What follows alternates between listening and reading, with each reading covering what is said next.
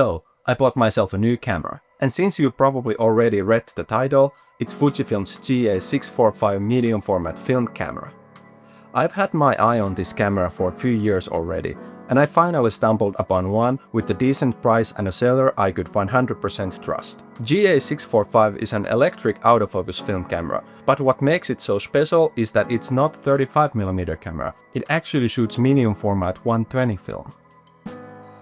For my maiden voyage, I spared no expenses and decided to go with Cinestill 800 Turtle Power, which is actually one of my favorite film stocks. For me, this was also the first time ever loading a medium format camera, but I managed to get the job done. I took some test shots from our balcony, since the film gods decided to drop some serious sunset action for me that evening. And one other cool thing with this camera is that it defaults to portrait mode.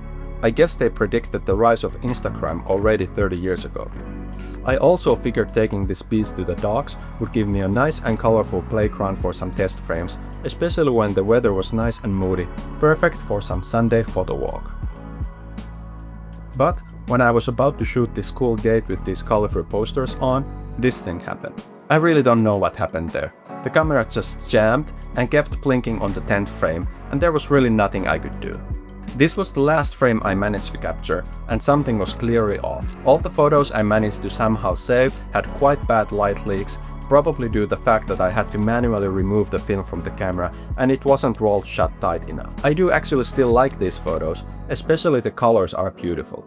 Why am I showing this, you might ask? Well, I guess it's important to admit that it's not all fun and games when it comes to film photography. Luckily, I brought this thing to freezing northern Finland and everything seemed to work as it should. I guess and I hope it was just me, myself and I to blame for the first roll.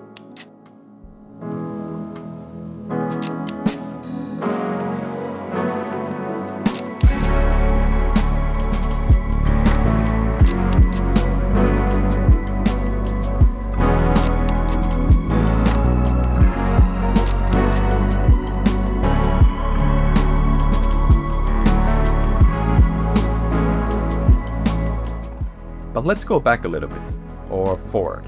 Like I said, this thing uses medium format film and my trusty old plastic film scanner isn't gonna fly it this time. If you don't know what medium format, or in this case 120 film is, it's basically just a film type that is much larger frame size compared to, let's say, a traditional 35mm film, like more than 300% larger according to ChatGPT. And I clearly needed to find a method to get these negatives scanned. And that's when Valoi Easy120 comes in. They were kind enough to send me their latest product for scanning film, especially dedicated for 120 film. How it works is that you screw your digital camera to the device that has a light table at the other end, and you can take photos of your film frames through it. And you might be wondering if your camera or lens is compatible with it.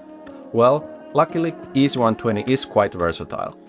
It comes with these different sized adapter rings that you can attach to your lens. You also need to determine what is the perfect distance for your lens to focus on. I definitely recommend some kind of a macro lens for this, which I didn't have in hand, but I managed to pull this off using my 16 to 55mm zoom lens just fine. Then you just fire this thing up and start scanning. And like these rabbits, scanning with this thing is super fast.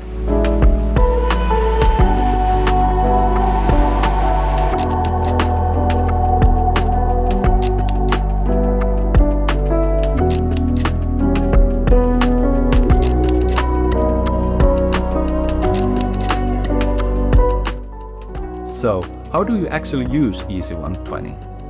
I use a plugin called Negative Lab Pro to convert those negatives to positive on Lightroom, but I'm not showcasing how to use that thing in this video though, maybe some other time.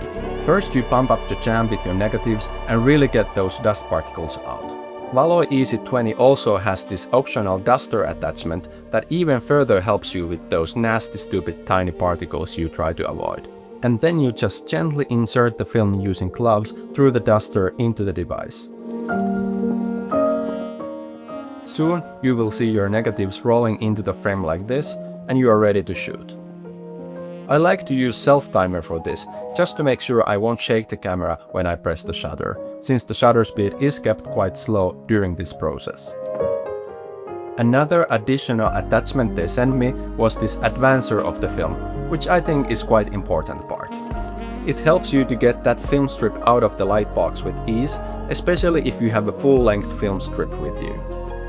This attachment is screwed onto the other side of the box like this.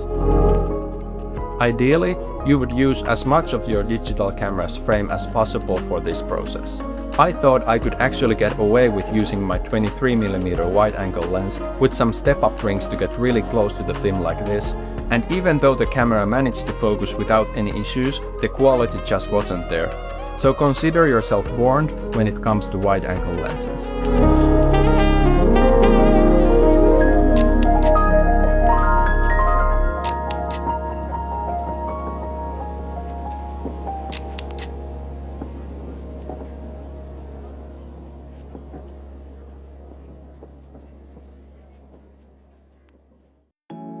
So, what's the verdict on Fujifilm GA645 Professional?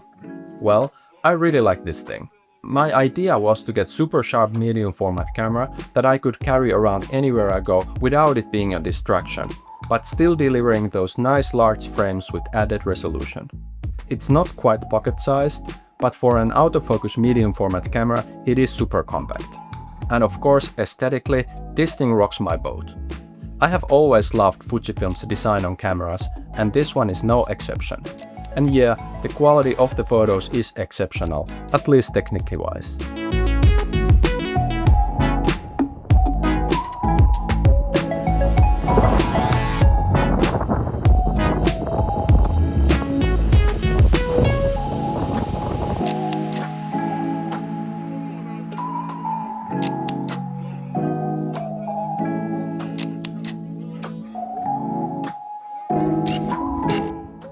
I only took one handheld nighttime photo with it this time, but it looks like GA645 also slaps during the dark hour.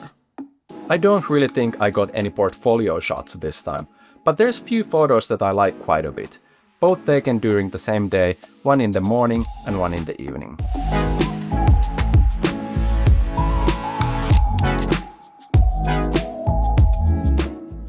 Hopefully I get to enjoy this camera for years to come. And when it eventually breaks down like all these expensive electronic film cameras do, I can still somehow get it fixed. And thanks again for Valoi for sponsoring this video and sending me the Easy120. Always nice to get a new and great method for my film photography arsenal, especially when it comes from a fellow Finnish company. Please follow the link in description for more info on it. Hit the subscribe button and so on. Thanks for watching. See you next time.